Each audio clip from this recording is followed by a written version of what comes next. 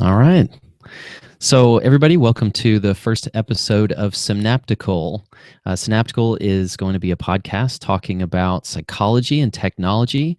So, if you have an interest in either of those, you may want to listen up. We're going to keep this one brief. This is episode 0. All the pro podcasters suggest that you start at 0.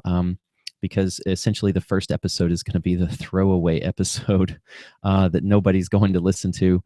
But what I'm going to do is I'm going to go ahead and run this live, and we're going to do this as if we have a lot of people listening. I'll run through the show, but this is basically a test show. So if you're listening in, hope you like what you hear.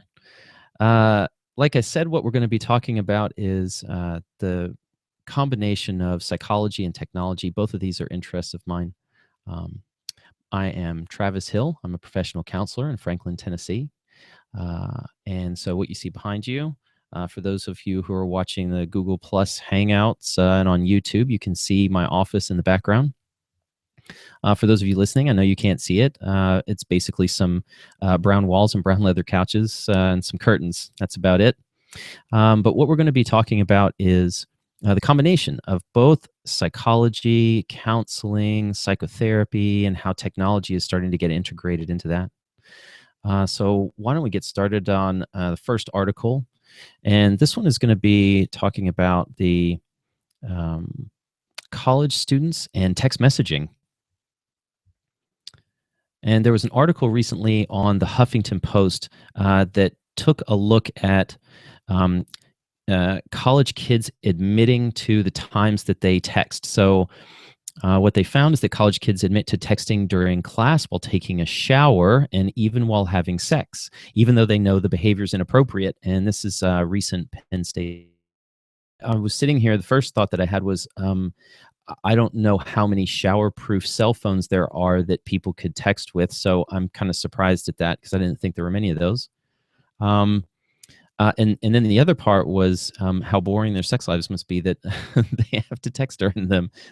That's really too bad. And so what they found, they looked at a lot of different texting behavior that college kids were showing, and it turns out that it was pretty common for college kids to text during class. That's probably no surprise. They were surprised. What they were showing was people were texting while they were on the job. They were texting while they were feeding their kids. They were texting while having sex, although that was a very small percentage. It was 7.4% who were doing that. And what the study decided to do was they wanted to look at current college students who they're calling Generation Y, which I'm really fascinated by because, Generation Z is what they're calling them.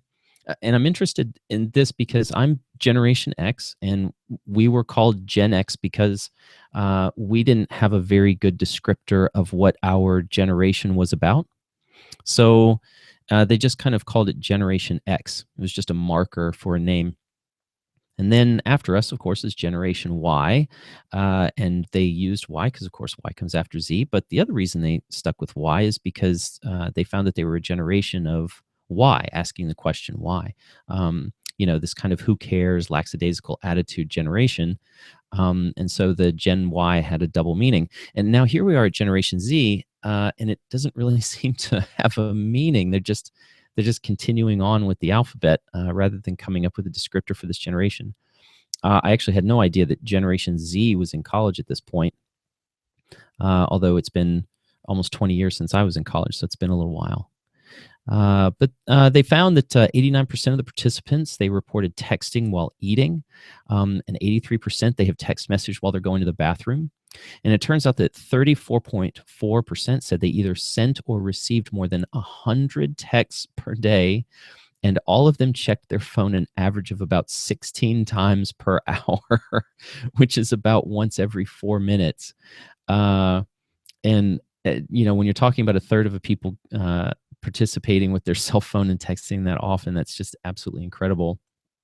But this study by Penn State was really interesting because it was just looking at college kids and their texting behavior. There's also been a study recently. This came out of the University of Houston back on April 6th. that looked at trying to explain why spending time on Facebook can make you depressed. And it can be Facebook can be such a great tool for being able to connect with friends and family in your lives. However, some users may find themselves spending quite a bit of time viewing Facebook and may inevitably begin comparing what's happening in their lives to the activities and accomplishments of their friends.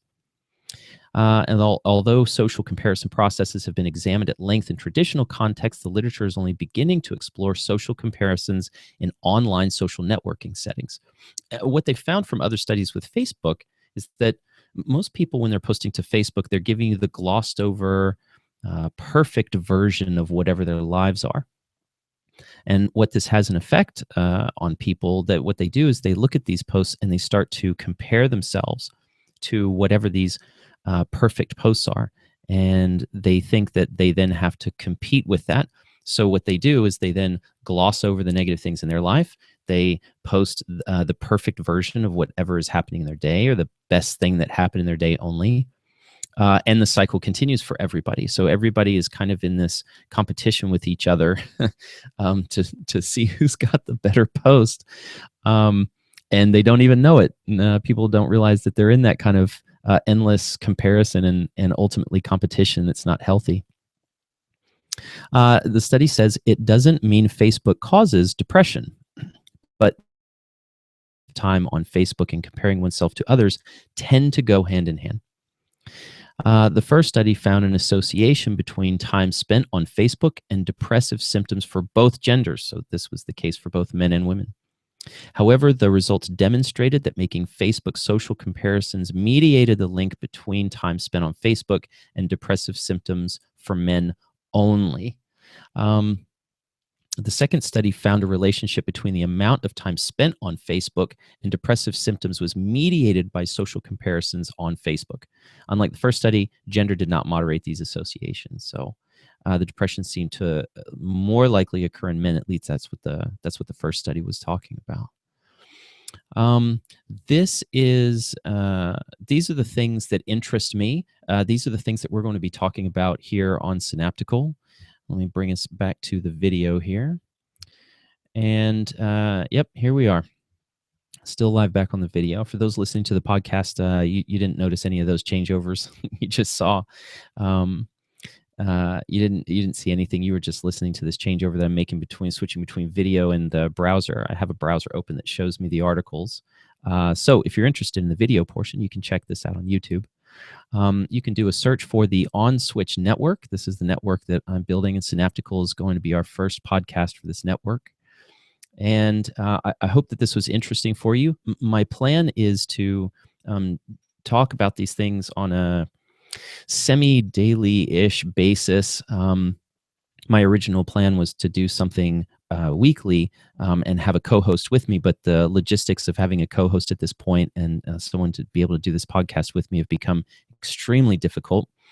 So what I think I'm going to do is, when I have breaks in my day, I'll be able to record a session and record an episode and then put it out quickly. And then that way people can get something in their podcast feed when it comes to this on a fairly regular basis. Like I said, this is episode 0. I'm a little bit nervous. Maybe I'm talking a little bit quickly, if you can't tell, but that's okay.